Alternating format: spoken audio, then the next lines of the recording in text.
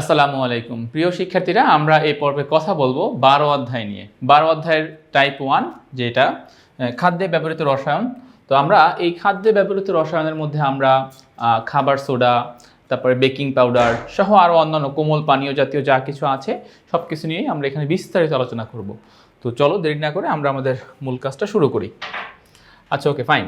তো দেখো, first question কি বলেছে যে কোনটি আমাদের শরীরে ইলেকট্রোলাইটের চাহিদা পূরণ করে। তো এই প্রশ্নের সঠিক অ্যান্সার হবে কে? সোডিয়াম ক্লোরাইড, লবণ। লবণ আমাদের দেহে ইলেকট্রোলাইটের চাহিদা পূরণ করে। সেকেন্ড প্রশ্ন, খাদ্য লবণের সাথে অপদ্রব্য হিসেবে কোনটি মিশ্রিত থাকে? Magnesium chloride. বেসিক্যালি হয় যে আমরা যে খাবার লবণটা গ্রহণ করি, এই লবণটা আসলে অতটা সুস্বাদু না। তো এই জন্য এটার সাথে এটাকে একটু মনে করে যে আরেকটু সুস্বাদু, দেখতে সুন্দর, মানে মানুষকে আকৃষ্ট করার জন্য এখানে অনেক সময় ক্যালসিয়াম ক্লোরাইড মেশানো হয়, ম্যাগনেসিয়াম ক্লোরাইড মেশানো হয়, অনেক সময় টেস্টিং সল্ট থাকে, বিভিন্ন উপাদান থাকে। তো যেহেতু আমাদের অপশনের মধ্যে ম্যাগনেসিয়াম ক্লোরাইড রয়েছে, সো এই জন্য দুয়ের সঠিক অ্যান্সারটি হচ্ছে ক নাম্বার। আচ্ছা, ওকে, ফাইন। যাচ্ছি আমরা এর পরবর্তী প্রশ্নে। আচ্ছা, 3 নম্বরে কি বলছে দেখো, খাবার সোডার সংকেত কোনটি? খাবার সোডার সংকেত কোনটি বলতো? সোডিয়াম বাইকার্বনেট বা সোডিয়াম হাইড্রোজেন কার্বনেট। 3 নম্বর প্রশ্নের সঠিক উত্তর হয়ে গেল। 4 নম্বর, বেকিং পাউডারে কোন অ্যাসিড থাকে? বেকিং পাউডারে থাকে কোন acid? Tartaric acid. Tartaric acid. Baking powder হচ্ছে সোডিয়াম হাইড্রোজেন কার্বনেটের সাথে টার্টারিক অ্যাসিডের যে মিশ্রণটা, এই মিশ্রণটাকে বলা হয় বেকিং পাউডার। আচ্ছা, যাচ্ছি আমরা 5 নম্বর প্রশ্নে। পাউরুটি তৈরিতে ময়দা ফোলার কারণ কোনটি? ইস্টের সবাত শ্বসন। পাউরুটি তৈরিতে ময়দা ফোলার মূল কারণ হচ্ছে ইস্টের সবাত শ্বসনের ফলে এটা তৈরি হতে পারে। আচ্ছা, সোডিয়াম টার্টারেটের সংকেত কোনটি? দেখো, এখানে সংকেত রিলেটেড প্রশ্ন অনেক বেশি। সোডিয়াম টার্টারেটের সংকেত হচ্ছে গ নাম্বার, Na2C4H4O6। আচ্ছা, গেল এটা। ওকে, তো যাচ্ছি আমরা পরবর্তী প্রশ্নে। দেখো, কোনটি টার্টারিক অ্যাসিডের সংকেত? টার্টারিক অ্যাসিডের সংকেত হবে কোনটি? খ নাম্বার, C4H6O6 টার্টারিক অ্যাসিডের সংকেত। তো দেখো, পরবর্তী প্রশ্নে যাচ্ছি আমরা। কি বলেছে এখানে? বলতেছে সোডিয়াম হাইড্রোজেন কার্বনেট এর সাথে টার্টারিক অ্যাসিড মিশানো হলো, উৎপন্ন হলো সোডিয়াম টার্টারেট। এবং এর সাথে আর কি হতে পারে? দেখো, সোডিয়াম টার্টারেটের সাথে উৎপন্ন হতে পারে এ গ্যাস। এই গ্যাসটা কি? Carbon dioxide gas, CO2। আসো, কার্বন ডাইঅক্সাইড গ্যাস আমরা কীভাবে বুঝবো? দেখো, এখানে মোট কার্বন মোট অক্সিজেনগুলো হিসাব করে 3টা আর 6 9টা। 9-এর দেখো 6টা অক্সিজেন গেল, এখানে একটা গেল 7টা, আর কয়টা বাকি থাকছে? 2টা বাকি থাকছে। সো এখানে O2 লিখে ফেললাম। আর কার্বন হিসাব করে ফেলি, কার্বন হচ্ছে 4 আর 1 5, 5-এর 4টা এখানে চলে যাচ্ছে, তো একটা। সো আমাদের এ গ্যাস হচ্ছে কার্বন ডাইঅক্সাইড গ্যাস। এবারে আসো, এ গ্যাস হচ্ছে অম্লধর্মী, ট্রু। কি হবে? কার্বন ডাইঅক্সাইড পানির সাথে মিশ্রিত হয়ে কি উৎপন্ন করে? Carbonic acid, H2CO3 carbonic acid উৎপন্ন করতে পারে পানির সাথে মিশ্রিত হয়ে। নাম্বার 2, কেক ফোলাতে সহায়তা করে। এটা সত্য, কার্বন ডাইঅক্সাইড গ্যাস কিন্তু কেককে ফুলিয়ে তুলতে পারে, সেটাও ট্রু। 3 নাম্বার, বায়ু অপেক্ষা ভারী। বায়ু মানে কি বলতো? অক্সিজেন। আচ্ছা, সো অক্সিজেনের ভর কত? 32। আর কার্বন ডাইঅক্সাইডের ভর কত? 44। সো বায়ু অপেক্ষা ভারী, এটাও সত্য। সো 3টাই যেহেতু সত্য, আমরা এখান থেকে সঠিক অ্যান্সার বিবেচনা করতে পারবো, ঘ নাম্বার। তো দেখো, বলছে নিচের কোনটি হজমে সহায়তা করে? হজমে সহায়তা করে আমাদেরকে কার্বনিক অ্যাসিড। কীভাবে হজমে সহায়তা করে? কার্বনিক অ্যাসিড মূলত এনজাইমের ক্রিয়াকে বৃদ্ধি করে। এই এনজাইমের ক্রিয়াকে বৃদ্ধি করলে আমরা যে খাবার দাবার খাই, সেই খাবার দাবার খুব দ্রুত হজম হয়। মানে এনজাইম তার কাজটা আরও দ্রুত করে, ফলে এটা আমাদেরকে হজমে সহায়তা করে। কোন যৌগটি বদ হজম সমস্যার সমাধান দেয়? এইটা সোডিয়াম হাইড্রোজেন কার্বনেট। কীভাবে? দেখো, বদ হজম মানে কি?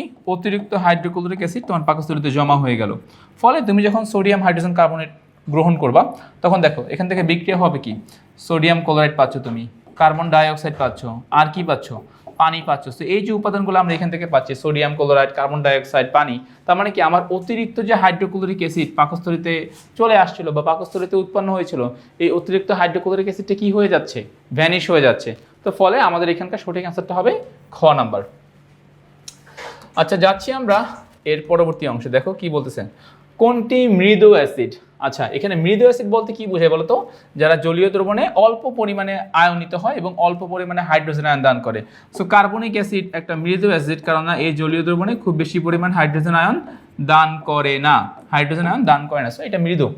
কার্বনিক অ্যাসিড একটা মৃদু অ্যাসিড। আমাদেরকে মনে রাখতে হবে, যারা জলীয় দ্রবণে কম পরিমাণে হাইড্রোজেন আয়ন দান করে, এদেরকে মৃদু অ্যাসিড বলে।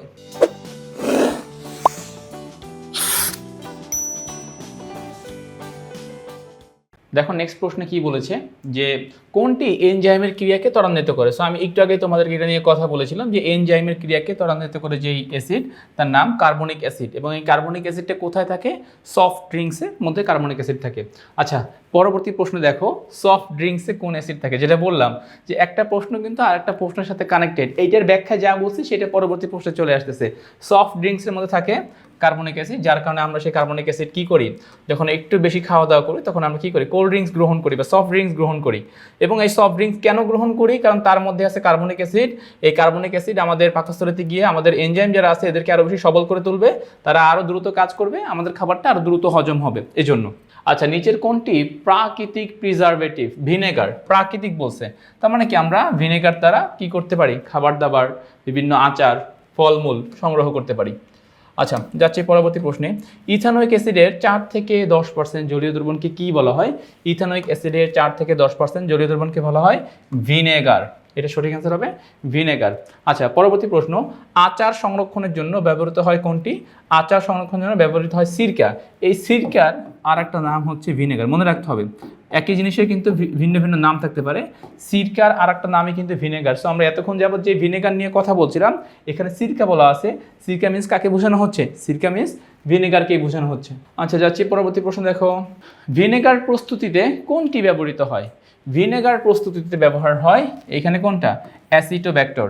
আমাদের যদি আমি তোমাদেরকে বিক্রিয়াটা দেখাই তাহলে বিক্রিয়াটা হচ্ছে এরকম, CH3CH2OH প্লাস অক্সিজেন। এই যে আমার এখানে যে প্রভাবক, সেই প্রভাবক হিসেবে কি আসবে? এই প্রভাবক হিসেবে আসবে অ্যাসিটোব্যাক্টর। ফলে আমরা এখান থেকে কি পাবো? Ethanoic acid, CH3COOH plus H2O। এই যে দেখো এই যে আমরা ইথানোয়িক অ্যাসিড পেলাম, এই ইথানোয়িক অ্যাসিডটাই কিন্তু মূলত ভিনেগার। এবং এই ভিনেগারের তৈরিতে আমাকে কে সাহায্য করেছে?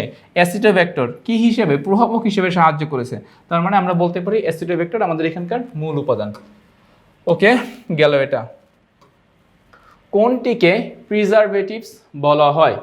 কোনটিকে প্রিজারভেটিভ বলা হয়, মানে কোনটা দ্বারা আমরা এখানে সংরক্ষণ করতে পারবো? এটা হচ্ছে সোডিয়াম বেনজয়েট। সঠিক অ্যান্সার হবে সোডিয়াম বেনজয়েট। আচ্ছা তো এটা সঠিক অ্যান্সার ক নাম্বারটা। আমরা যাচ্ছি আমাদের পরবর্তী প্রশ্ন। পরবর্তী প্রশ্নে কি বলছে? আচ্ছা পরবর্তী প্রশ্নে বলতেছে সোডিয়াম বেনজয়েটের গ্রহণযোগ্য মাত্রা কত? সোডিয়াম বেনজয়েটের গ্রহণযোগ্য মাত্রা হলো 0.1%। 0.1%। বেনজোয়িক অ্যাসিড কত পিএইচ মান পর্যন্ত কার্যকর? বেনজোয়িক অ্যাসিড 4.5 পিএইচ, মানে 4.5 পিএইচ এর পর্যন্ত বেনজোয়িক অ্যাসিড কার্যকর থাকতে পারে। আচ্ছা যাচ্ছি এর পরবর্তী প্রশ্ন দেখো, ফুড প্রিজারভেটিভ হিসেবে বেনজোয়িক অ্যাসিডের পিএইচ এর মান কত হলে তা অত্যন্ত কার্যকর ভূমিকা পালন করে? তার মানে সর্বোচ্চ কত হতে পারে? সর্বোচ্চ হতে পারে 4.5। তাহলে 4.5 যদি সর্বোচ্চ হয় তাহলে কি 4.5 এর নিচে হবে বেশি কার্যকর? তার মানে এখানে সঠিক অ্যান্সারটা কত হবে? ক নাম্বার। আমরা কিন্তু এর আগের প্রশ্নেই বলেছি যে বেনজোয়িক অ্যাসিড সর্বোচ্চ কত পিএইচ পর্যন্ত কার্যকর থাকতে পারে? অ্যান্সারটা 4.5। তাহলে বেশি কার্যকর যদি করতে চাই তাহলে সর্বোচ্চ থেকে নিচের দিকে নামতে হবে। সো সেটা হবে লেস দেন 4.5। 4.5 এর নিচে বেনজোয়িক অ্যাসিড কার্যকর ভূমিকা পালন করতে পারবে। আচ্ছা যাচ্ছি আমরা এই পয়েন্টের বা এই পর্বের সর্বশেষ প্রশ্ন। কি বলছে দেখো, কোনটি অনুমোদিত ফুড প্রিজারভেটিভ? এটার অ্যান্সার কি হবে? অনুমোদিত ফুড প্রিজারভেটিভকে বেনজোয়িক অ্যাসিড। বেনজোয়িক অ্যাসিডকে আমরা অনুমোদিত ফুড প্রিজারভেটিভ বলতে পারবো। ওকে, তো তাহলে আমাদের এই পর্বে যতগুলো প্রশ্ন ছিল আমরা সেই প্রশ্নগুলো সমাধান করে ফেলেছি। আমি আশা করতেছি তোমরা এইটুকু অংশ প্রপারলি বুঝতে পেরেছো। তো আজ এ পর্যন্তই। নতুন কোনো পর্বে আবার তোমাদের সাথে দেখা হবে। ততক্ষণ পর্যন্ত সবাই ভালো থাকো, সুস্থ থাকো। আল্লাহ হাফেজ।